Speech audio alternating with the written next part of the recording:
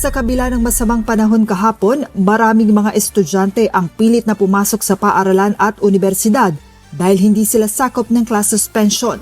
Sa lungsod ng Maynila, pahirapan ang pagpasok ng mga college student na inabutan ng malakas na pag-ulan at pagbaha sa maraming lugar. Sa Espanya Boulevard, maaga pa lamang kahapon ay naranasan na ang malakas na pag-ulan.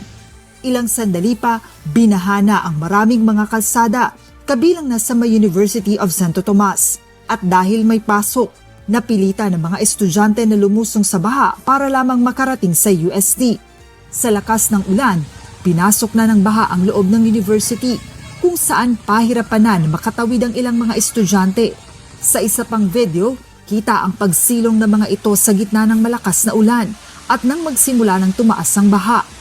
At nang i-anunsyo na ang class suspension, maraming mga estudyante ang hindi na nakauwi at minabuti na lamang na manatili muna sa loob ng simbahan at gym ng universidad. Binigyan ng mga ito ng pagkain at may namahagi rin ng doxycycline para sa mga lumusong sa baha. Kagabi, ilan sa mga estudyante ng UST ang isinakay na sa truck upang ihatid pa uwi matapos ang halos 10 oras na pagkakastranded sa campus.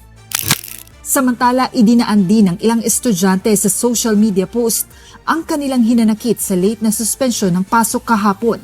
Sa post na ito ni Dwayne Josh Perez, makikita ang pag-akyat at pagtawid nilang magkakaeskwela sa may estero na ito para lamang makaiwas sa baha. Makikita rin na basa na sila ng ulan at mahirapan na ang pagkukommute pa uwi.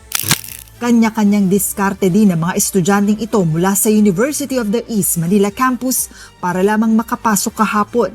Sa video na ito, kita na isinakay na ng wheelchair ang ilang estudyante para maitawid sa school building, habang may iba naman ang kanya-kanyang angkas sa motorsiklo upang hindi malubog sa baha. Na-stranded sa loob ng university ang maraming estudyante kahapon na nahirapan ng makauwi nang ideklara kalaunan ang suspensyon ng klase. Nananawagan naman ng konsiderasyon ng estudyanteng ito sa pamunuan ng kanilang universidad hinggil sa class suspension. Sa post na ito ni Alexander Orais, sinabi nito na hindi lahat ng mga estudyante ay may sariling sasakyan, nakadorm o malapit lang ang bahay. Marami aniya sa kanila ang ilang oras na bumabiyahe at sinusuungang traffic at baha para lamang makapasok. Sa Quezon City, ilang mga estudyante rin ang nirespondehan at isinakay sa mga truck kahapon dahil sa late na suspension ng klase. Bukod sa mga estudyante, na-trap din kahapon sa ilang eskwelahan ng mga guro dahil sa baha. Sa video na ito, makikita na isinakay na sa rubber boat ang ilang teachers dahil sa mataas na tubig. Maraming commuters din ang na-stranded kahapon dahil sa kawalan ng masasakyan. Sa mga larawang ito, makikita ang pagsagip ng Philippine Red Cross sa mga pasaherong natrap sa isang bus na nagkaaberya ng malubog sa baha. Tumulong naman ang iba't ibang mga grupo at mga ahensya ng pamahalaan upang may masakyan ang mga pasahero.